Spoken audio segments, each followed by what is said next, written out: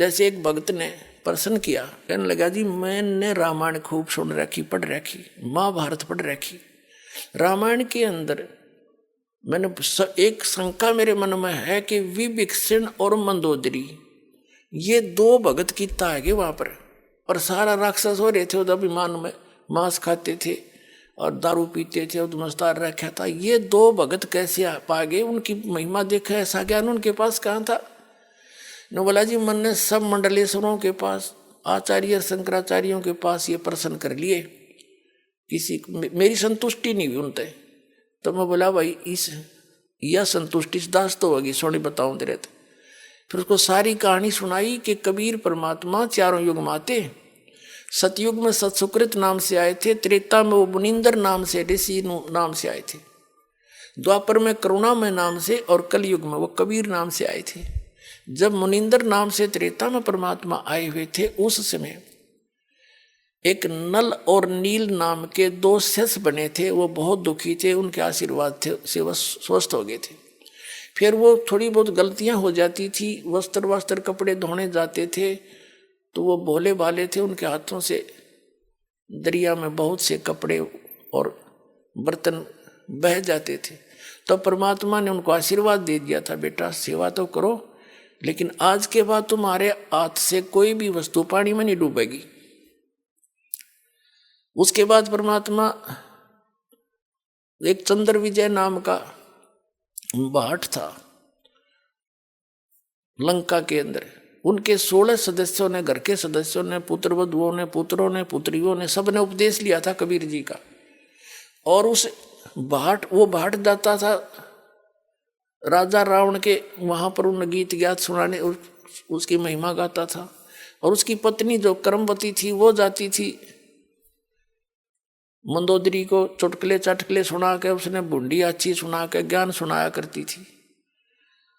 और जब उसने ये ज्ञान हुआ, उस कर्मवती ने भाट चंद्र विजय की पत्नी को परमात्मा का ज्ञान हुआ, तो फिर मंदोदरी को वो ये ज्ञान सुनाने लगी, ये वचन परमात्मा की महिमा के।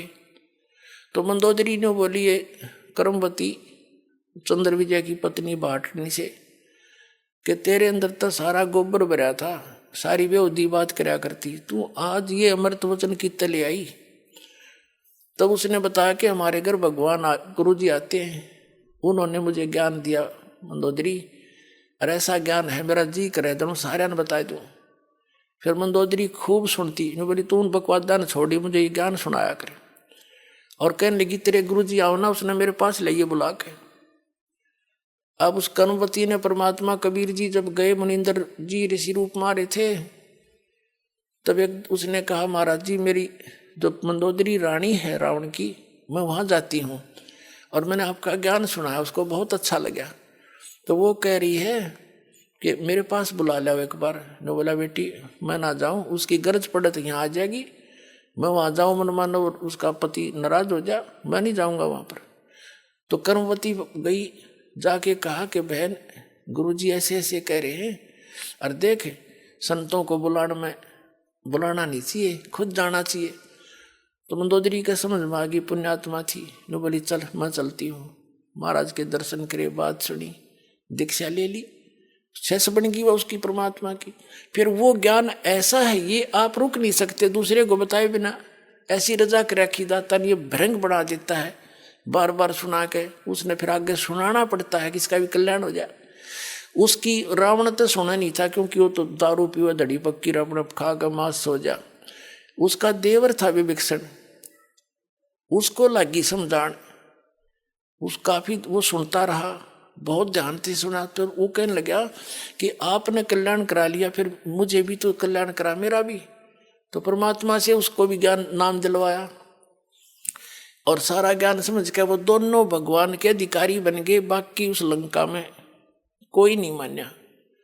तो पुण्यात्मा उसको मैंने समझाया कि ये जो दोनों हंस थे ये परमात्मा के ज्ञान से परिचित थे, इसलिए मंदोदरी ने रावण को कैसा ज्ञान दिया है कि कर्म बिगाड़ रहा तू अपने, और ऐसे दुष्ट कर्म करते हैं पर प्रक्रिया पर तू नीत खराब कर गया, सूरवीर होकर के तू ऐसी गलती कर रहा है। तो ये ज्ञान तब दिया, तब उन्होंने बोला जी आज पेटा भर गया मेरा, बाकी ये बात से तो थारी उठपटांग सी कथा तो मेरे समझ में आ नहीं रही, पर होगा अवश्य ऐसा ही। लेकिन 100 का 100 सत्य है पुण्यात्माओं। ये कहते हैं रावण जिस लंका को अपनी ताकत से और अपने अन्य साधनाओं से प्राप्त करके रख नहीं सका, और वो लंका उस कबीर भगवान के भगत को मिली। कहते जैतन राजपाट भी चाहिए कर हमारा ये ध्यान, यह बीमारी भी हम काटेंगे तेरी। कहते हैं भी विक्षण का भाग बडेरा, दासातन आया तिसनेरा, दासातन आया विश्व बीसा, ताको लंक देई बख्शीसा। बख्शीश में दिवाई कबीर भगवान ने, अगले तू कर ले राज, तने राज चाहिए, क्यों ज्ञान तो था नहीं, भक्ति मालिक की जरूर करते थे। तो अब वो सभी प्राणी जन्म लेते हुए आ रहे हैं, अब सबका मोक्ष होगा। ये है वो यथार्थ ज्ञान, और यहीं पर पूरा समाधान प्राप्त करो और कल्याण कराओ। बोलो सतगुरुदेव।